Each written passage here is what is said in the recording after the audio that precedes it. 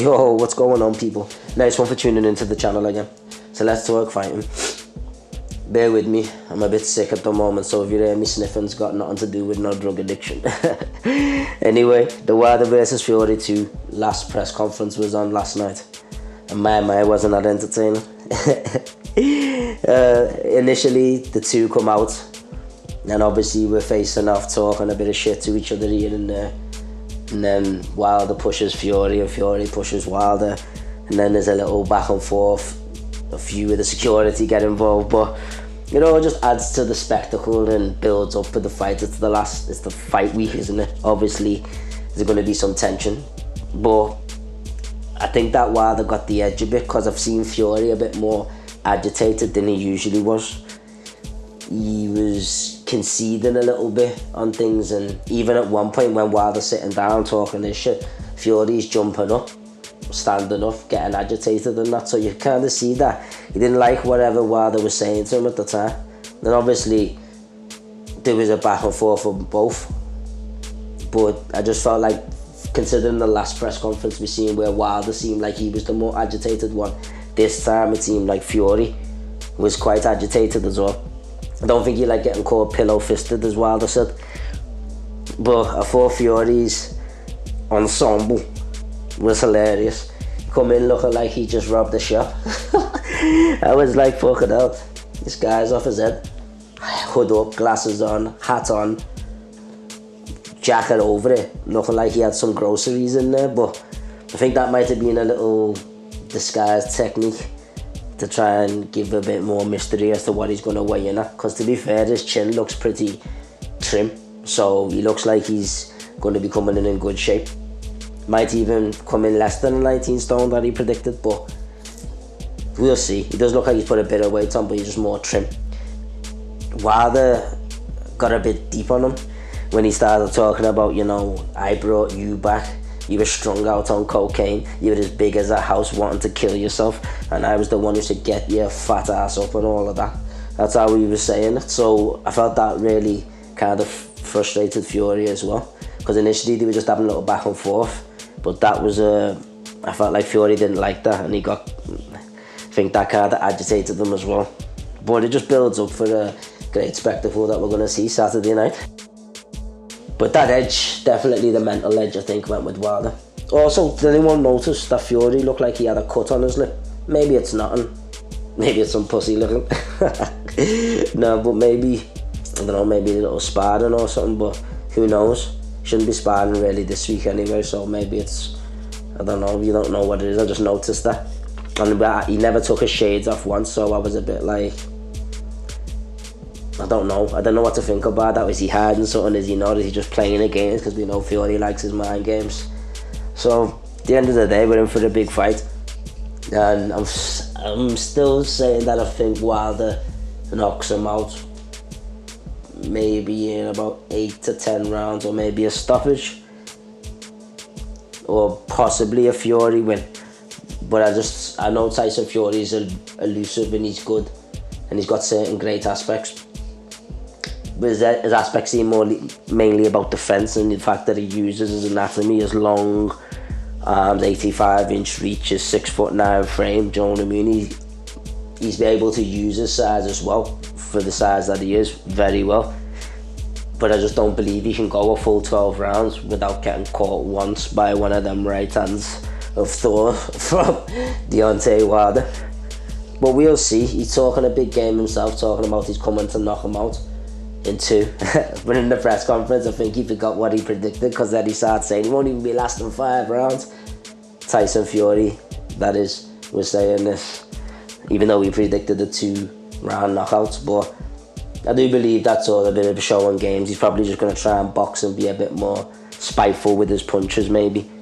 But at the same time, that means him having to sit just that little bit longer.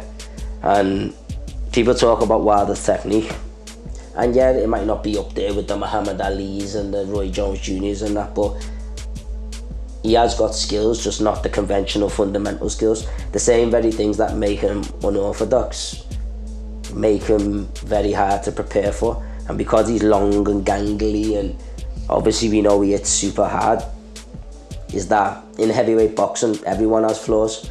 So I think he gets over-criticised for so-called lack of skills when people don't look at actually what he does well, other than punching people with the right hand. But they don't see is how he cuts off the ring. He's very cerebral, a lot more than people give him credit for. He might not look great, but who cares what it looks like if it gets the job done, especially in devastating fashion. Don't get me wrong, I'm not saying he's a perfect fighter and he doesn't need to up any certain skill levels, but so Tyson Fury. Tyson Fury's got a lot of great assets when it comes to boxing, but when it comes to the way he punches, his actual technique and his punches is not great in comparison to other people. Now, he can move great and he's got a good IQ himself, and I think he uses his range phenomenally, and I think his elusiveness is one of his best attributes. But at the same time, is like I'm saying, I don't really see him going 12 rounds without getting hit. Alright then, if he's better this round, he got dropped twice, telling me he can't not get clipped once. And I see that supposedly Wilder's weighing in heavier. Well, he's saying he's 230, whether he's that on fight night or what, or weighing, we'll soon see tomorrow. But at the end of the day, this is a fucking big one, and I'm glad that we're finally getting at least two of the best. Hopefully the winner of this can go on and fight AJ, and we can just get a straight 50-50 down the middle, so fuck all the politics, because that just ruins it. You know, the promoters, I'm sick and tired of people getting involved in fucking other people's purses and what this man's making and that man's making. As long as it's fair, like, just because a man doesn't make as much as another man, that doesn't mean that he can't bring value to a fight. Yeah, look at this. When Mayweather and Pacquiao first started negotiating, Pacquiao got offered by Mayweather $40 million. Now that was more than Pacquiao had ever picked up in one single fight. But obviously they negotiated, and after a while he ended up getting 60-40 split. I didn't even bother to watch the Mayweather-Pacquiao fight because it was 5 years too late. Who gives a fuck? And I'm telling you this right now, I'm sure that I wasn't the only one, but I'm telling you this, if Mayweather and Pacquiao would have fought when they were supposed to fight, I would have 100% been staying up to watch that shit. But I already knew the outcome. Like, Wilder doesn't pick up as much as AJ, but if Wilder and AJ fight, that's going to be AJ and Wilder's biggest package. So, point being is, us fans don't get nothing. So any idiot who's fucking concerned about another man's, especially not even just another man's, these millionaires multiple times over, and you're talking about how he's broke and how we only get a couple of million in here, this and that. I'm not all about money at all, but it's stupid. That makes no sense. That just robs us from having a fight, and I'm a fight fan, so I want to see the best fight the best. You know what I mean? I don't mind little other things here and there, little fights here and there, you know what I mean? Mandatories and whatnot, but we want to see the best fight the best, and if you ain't wanting to see that, then you're an idiot. And obviously that's just too much of a fanboy. We can all have our preferences, you know, we like, but at the same time is boxing still is a fight. And yes, there's a lot, I'm not just saying it's just a brawl. Obviously the skill set, but there's many different styles to boxing: the brawler, the counter puncher, the long range, do you know what I mean, mid range. All of these styles can, you know, kind of help, and the best ones, as we say, try to encompass all styles. But the point is that is never going to be, no one encompasses all them styles and is like A star at every single aspect. There's going to be some that the B's, you know what I mean, even the best of the best. But the point is knowing what your skills are. You know, like, look at Wilder, he's never going to be Muhammad Ali, but neither is Tyson Fury. So I understand that every fighter's got flaws and every fighter's got strengths, and you can have your personal preference, but if you only look at everyone's shit compared to the fighter that you like, you've got to be objective as possible to try and at least recognise what skill sets they do possess, because that's underestimating the opponent. And if your fighter or your favourite fighter does that, then that's to their detriment and could end up in a loss. So as most people are predicting, it's either Wilder by knockout or Fury by points.